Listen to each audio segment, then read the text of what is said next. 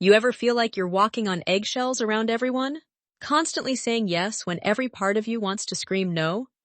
You're exhausted from seeking approval, chasing validation, trying to keep everyone happy except yourself. And here's the thing, you've convinced yourself it's kindness, that it's compassion.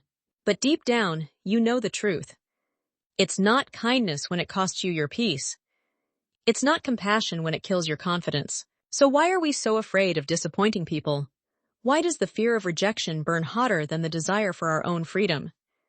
Because somewhere along the way, we learned that being liked is the same as being loved. That harmony matters more than honesty, and that's when we started to disappear. Slowly, quietly, beautifully erased by our own willingness to please. But there comes a moment when the mask gets heavy, when you realize that no amount of approval can fill the emptiness inside. And that moment is the beginning of your awakening. In today's video, we'll explore the psychology behind people-pleasing, why it's so hard to break free from, and most importantly, the practical steps you can take to reclaim your life.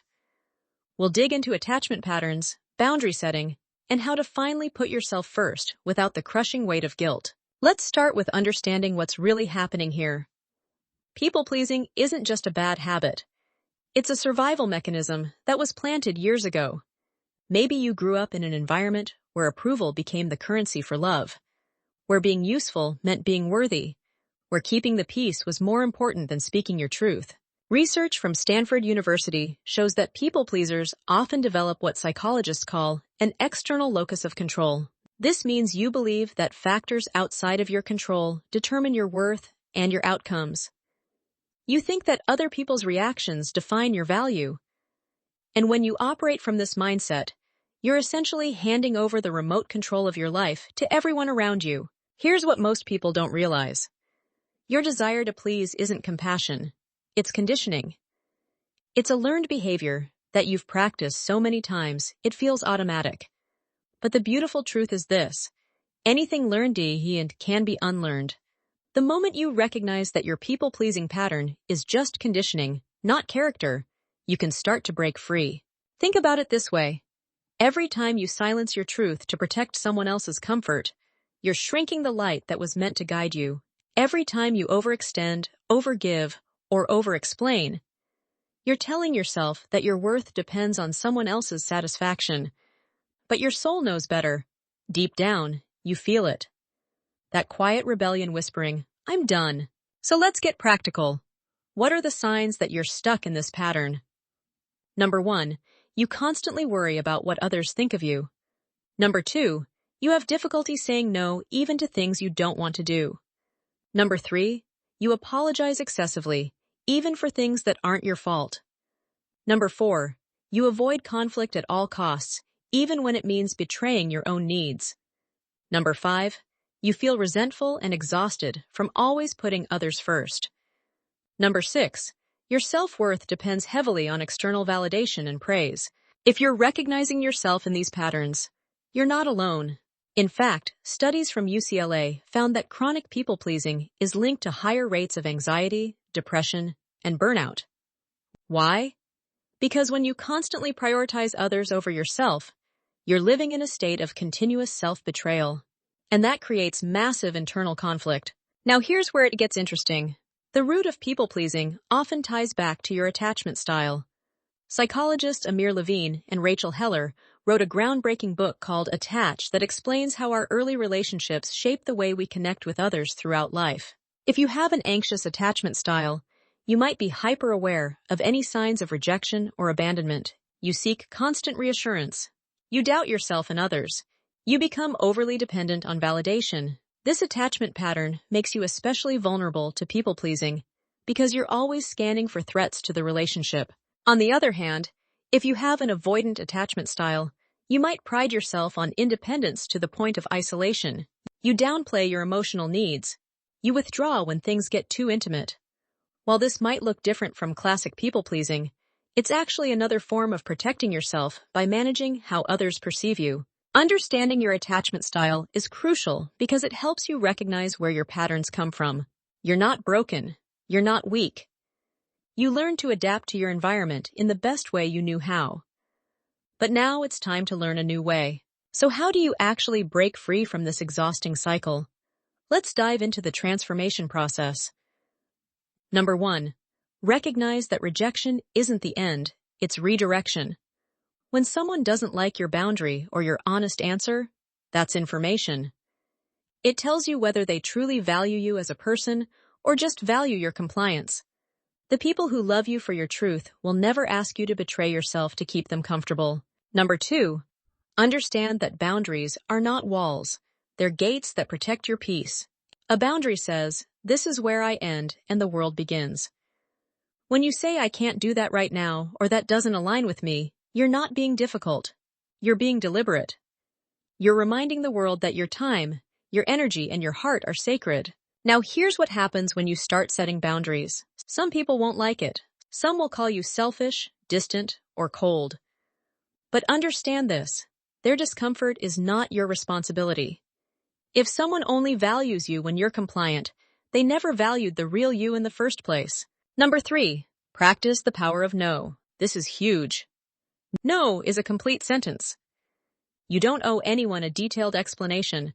You don't have to justify your refusal with reasons that make it palatable for them. Because when you start explaining, you invite negotiation. You leave room for guilt to creep back in. At first, saying no will feel uncomfortable. You'll second-guess yourself. You'll feel guilt tugging at your chest like an old friend begging you to come back. But every time you stand firm, every time you honor your truth, that guilt begins to fade. In its place, confidence grows. The quiet, unshakable certainty that you're finally living your life. Number 4. Define your core values. Ask yourself, what do I truly value? Not what should matter, but what genuinely lights my soul. Integrity, freedom, creativity, peace, growth, honesty. Choose the words that resonate deep in your chest. Those are your compass points. Once you know your values, every decision becomes simpler. You stop chasing approval because you already have your direction. Number 5. Allow yourself to be misunderstood. This might be the hardest part. We've been conditioned to believe that being misunderstood is a failure. But let me tell you something powerful. You cannot please everyone, and you were never meant to. Someone will always misunderstand you, criticize you, or label you. And if your peace depends on their approval, you'll never rest. Research from Duke University found that people who are willing to tolerate being misunderstood have significantly higher levels of life satisfaction and lower rates of chronic stress. Why? Because they're not performing anymore. They're not editing their existence to make others comfortable. They're living authentically. Now, if you're feeling that spark of recognition right now, that little voice saying, "Yes, this is what I need," then make sure you subscribe to A Kick in the Head. Because this channel isn't just about watching videos, it's about transforming the way you think, choose, and live. We're building a community of people who are done with surface-level advice and ready for the real psychological insights that create lasting change. Let's talk about what happens when you actually start implementing these changes. At first, it feels lonely. Growth always does. Freedom often begins in solitude. But that solitude isn't emptiness. It's sacred space. The place where your true self begins to breathe again. You start with small steps. You decline an invitation that doesn't feel right. You speak your truth even when your voice shakes. You choose rest over obligation. Each small act becomes a brick in the foundation of your new life. And here's what's amazing. The world doesn't collapse when you stop trying to please it. Instead, it opens up because you finally have room to live your truth. The transformation isn't instant. You'll have moments where the old patterns try to pull you back. That's normal. That's part of rewiring your brain. See, neuroscientists have discovered something called neuroplasticity, the brain's ability to form new neural pathways. When you've practiced people-pleasing for years, you've strengthened certain neural circuits that make those responses automatic. But by intentionally practicing new behaviors, you encourage your brain to rewire itself. This means every time you set a boundary, every time you say no, every time you choose yourself, you're literally reshaping your brain. You're creating new pathways that make authenticity easier and people-pleasing harder. Over time, these new circuits become stronger than the old ones. Here's a practical exercise you can start today. The next time someone asks something of you, Pause before responding. Feel that immediate urge to say yes, even when you mean no. Don't push it away. Understand it. That feeling is your conditioning activating. Now ask yourself, do I genuinely want to do this, or am I just afraid of disappointing them? If it's fear, that's your cue to practice saying no. You might say, let me think about it and get back to you, or thanks for thinking of me, but I'm not available for that.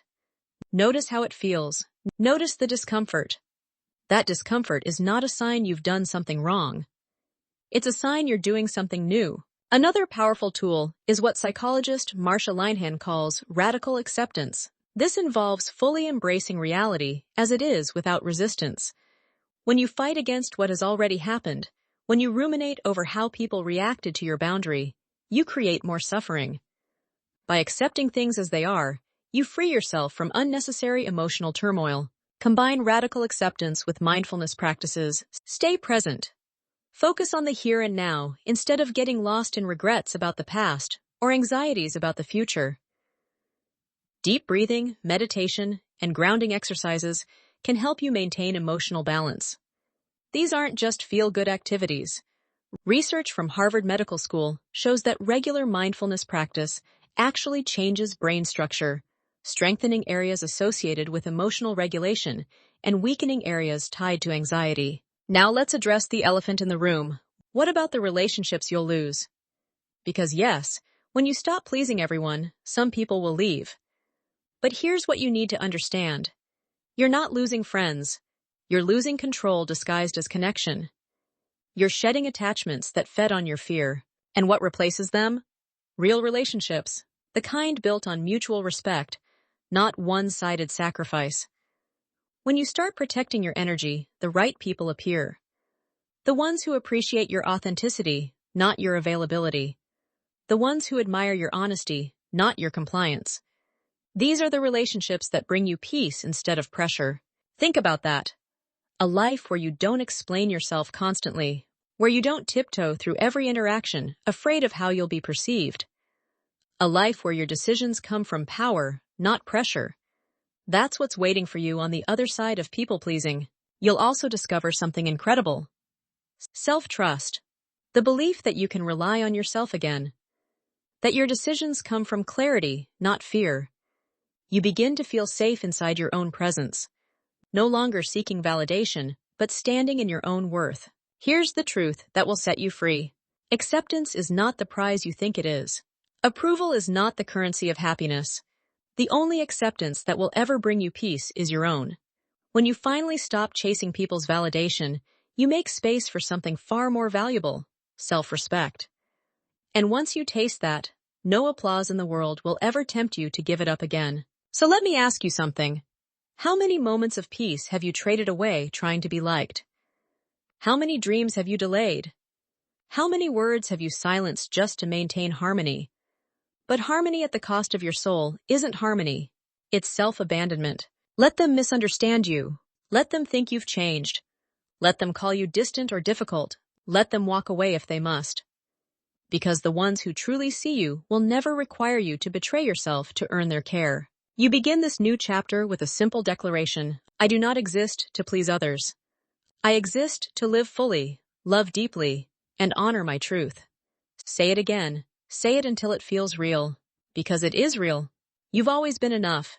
You just forgot. This is your turning point, the day you decide to stop living as a reflection of what others want and start living as a revelation of who you truly are. The day you trade the illusion of perfection for the power of presence. You don't need to earn your worth. You only need to remember it. And once you do, everything changes. You move differently. You walk with calm certainty instead of restless guilt. You speak with clarity instead of apology. You love without fear because you know love given freely is love worth keeping. One day, without even realizing it, you'll look in the mirror and see someone new staring back. Someone whose eyes no longer beg for approval. Someone whose shoulders no longer carry the weight of everyone's expectations. You'll see someone powerful, someone peaceful, someone whole. That person is you, the real you, the one who existed before the world convinced you to hide. So here's what I want you to do. Tell me in the comments below, what's one boundary you're going to set this week? What's one thing you're going to say no to that you would have said yes to before? Share it with this community. Help each other stay accountable, because we're all on this journey together. And if this message reached something deep inside you, if you felt that fierce part of your soul that's been waiting to break free, then subscribe to A Kick in the Head right now. Join a community that dares to think deeper, live truer, and rise higher. This isn't just another self-improvement channel. This is a movement of people who are done shrinking to fit in. Your life is waiting, not the one built on expectations, but the one designed by your truth. No more pretending, no more apologizing for being yourself. Stand tall, speak clearly, live boldly. Because once you stop living for approval, you'll finally start living for peace. And that peace will become the loudest thing about you. Besides that, guys, stay tuned.